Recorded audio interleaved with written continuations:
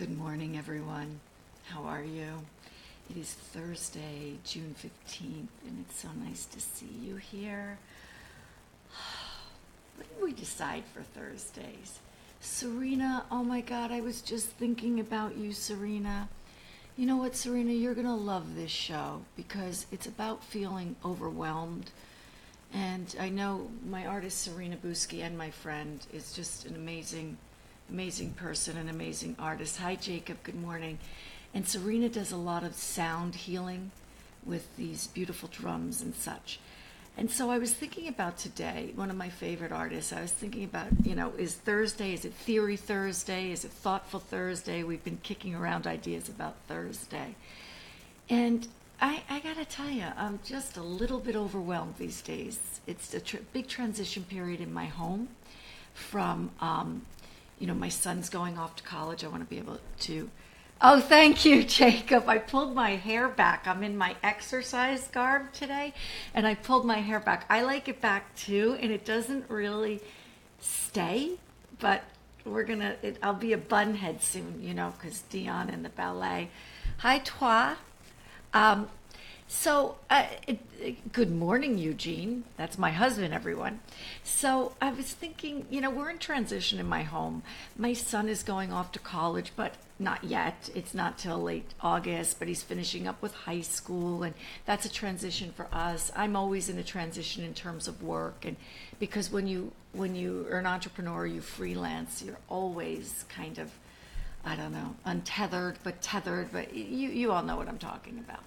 So I thought that for Thursday, and I thought for feeling overwhelmed, the best thing that I can show you, let's think about this. We probably think that I'm going to show you something of tremendous beauty, and I am, but traditional, maybe a way of getting lost in a narrative, maybe a way of getting lost in a landscape. I'm not. I'm going to show you something that is quite different. It's Jan Arp, and he is single-handedly a one-man movement. Jan Arp could and did make anything into art. Best known for his biomorphic sculptures and one of the most versatile creative minds of the early 20th century, he fashioned sculptures out of plaster, stone, and bronze, and also expressed himself in paintings, drawings, collages, and poems. I'm going to give you a two-shot on that. So let's look at this. I know people want to say, I could do that. Please don't say that, because you didn't do it. Okay. But I'm going to read a little bit to you so that we can get this, and then we can talk about it. Okay, his approach to form, often referred to as organic abstraction, was remarkably consistent. His wavy lines suggested plants, body parts, and other natural motifs. Let me go to this one. We see some wavy lines. While remaining entirely abstract. Like an extraterrestrial on Earth for the very first time, Arp's genius was in presenting visual information as if he is first seeing it. Transformation, growth, fecundity, and metamorphosis are among the dominant themes in his work. I want to show you something else. This is a piece that I've always been beyond taken with. I'm going to do that in a two-shot. So, Serena, want to hear anything you have to say about this? Here's the thing. Arp is part of a movement called the Dada, which happened in reaction to World War I, between the wars, this senseless, what they felt, the artists, this senseless fighting. And Dada in French means hobby horse. So it was kind of just a way to think about art as fun, as just not assigning any great meaning to it, but taking what was there and working with it. And Duchamp was famous for his toilet, so to speak. Not so to speak, it was.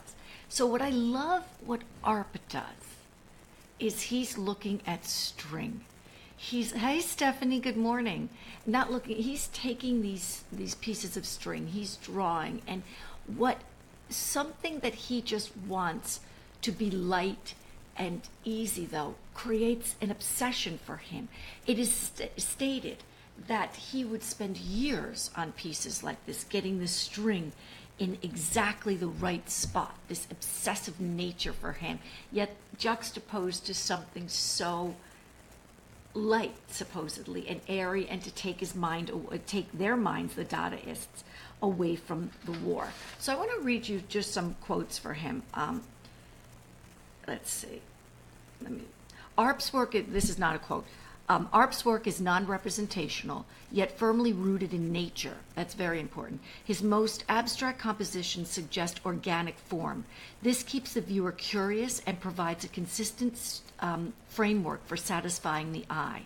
One of the first artists to make randomness and chance a part of his work. So this is very, very important. Hi, who's saying hello to me? Thank you, everyone, for your good mornings. It's very nice. Hi, Robert. Good morning. Thank you so much for joining. So this notion of randomness and chance. Before this, you had artists who decide on a concept. I'm going to paint a picture of Judith beheading Holofernes, famous piece in art history. And the composition is going to look like this. Everything's laid out, not art. Not art. He's looking at nature. He's upset about the senseless killing in a war. They want to kind of, the Dadaists are moving away from society, so to speak, and kind of putting themselves together and working and just keeping things light. But yet they are, good morning, Frank. They are thinking, they're working at this moment, the concept, the working, the process, the idea of chance all comes together in the piece at that moment. And that's a real huge change for art, and it also has far-reaching influence. We could think of Jackson Pollock later on. Good morning, August. So nice to have you here. This was a game changer in the visual arts. Until then, Western artists had striven for a skilled level of control. Rather than beginning with the subject, as artists have done for years, Arp generated the form first and titled his work after they were completed. In this way, he sought to minimize the intervention of the conscious mind. Arp is a transitional figure. As one of the founders of the Dada and subsequently an active participant in Surrealism, his work forms a link between these two major movements early in the 20th century.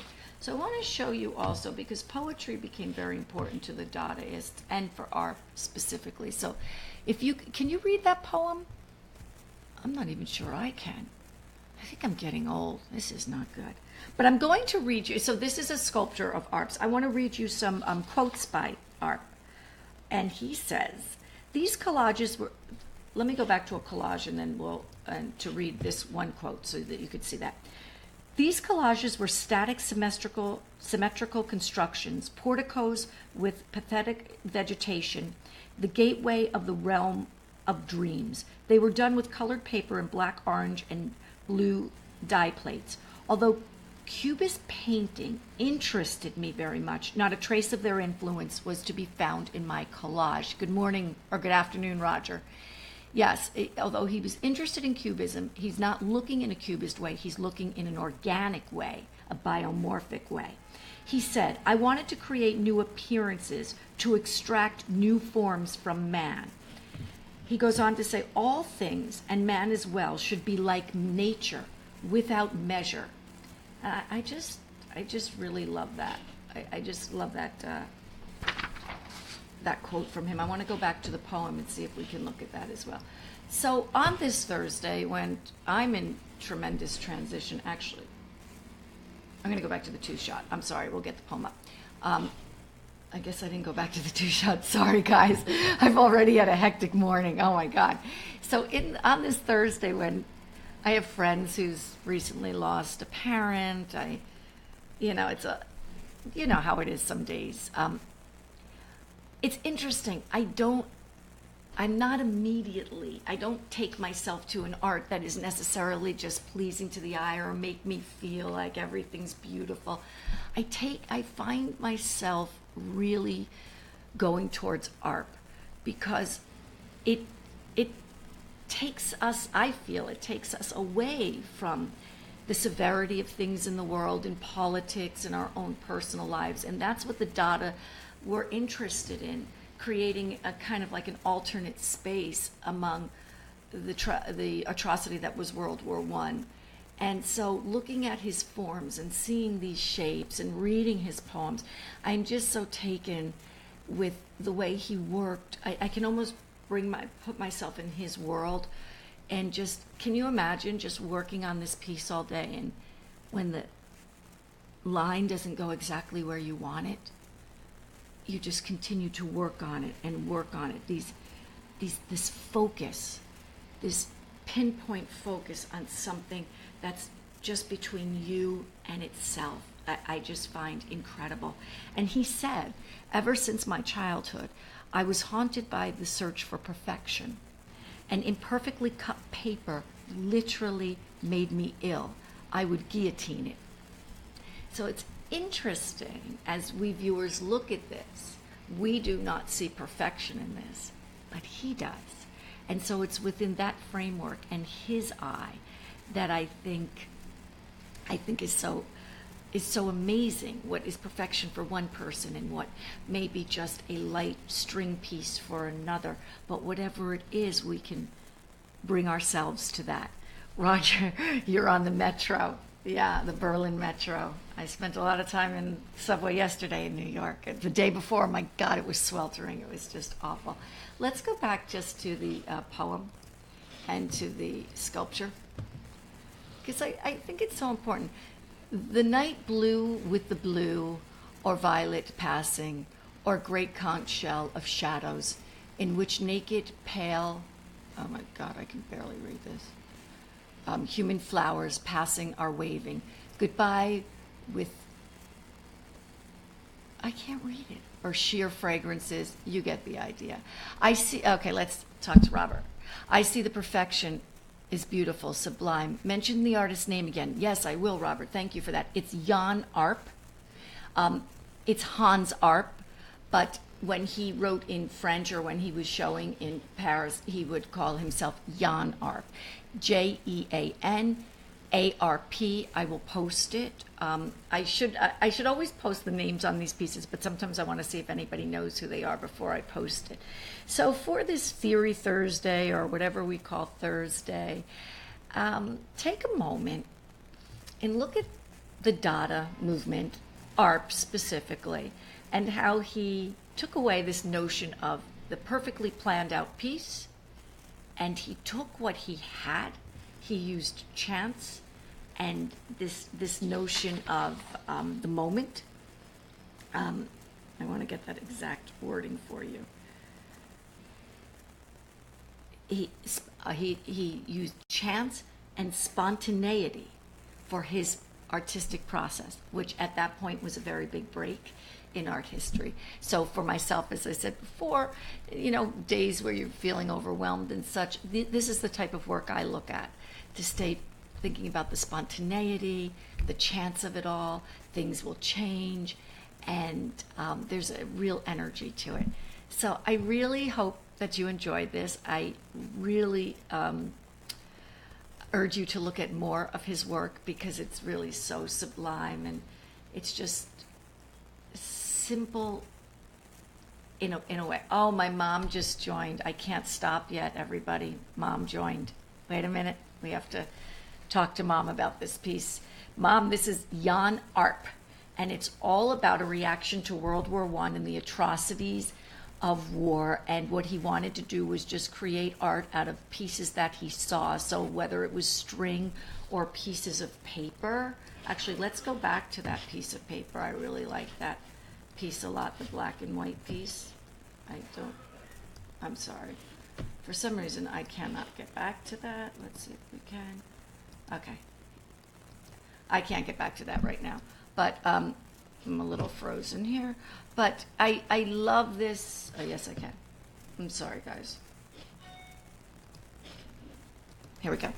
This black and white, these cut pieces of paper, it is random. It is. It absolutely is random. The way he presented it, the way he thought about it, is absolutely in a random way that was spontaneous. However, as we discussed before, he could obsess about the absolutely where each piece is placed. And because he's a trained artist, there's a tremendous sense of balance within this work. And so when people say my kid can do that, I doubt it. Number one, they didn't. Number two, the balance that's created in here. Look at that. Look at those negative spaces. Look at the spaces between the forms. These cut paper that absolutely look like biomorphic forms. Look at the space in between. Look at the relationship between one of these squares to another square. Look at how the squares are absolutely, again, we are working with chance and spontaneity, but they are the exact shape that he wants. They almost dance on the page. And so there's so much that you can take from this instead of it's easy to just look at it and walk away like any piece of art, but you could absolutely just lose yourself in it as well. So thank you all for joining on. I guess we're going to call this, today was Theory Thursday because we talked about the Dada movement and Jan Arp. And I hope you all have a wonderful day, and please post any ideas that you have. Take a look at the poem, and I answer all the posts, and we continue the thread and talk about art and art history and such. I hope you all have a wonderful day, and I will see you tomorrow. I won't see you later today with Smart Chat with Dion because my son has an award. He's been given an award for his senior year at school, and I'm going to an awards event this evening. Okay, everybody, have a wonderful Thursday. Take care. Bye-bye.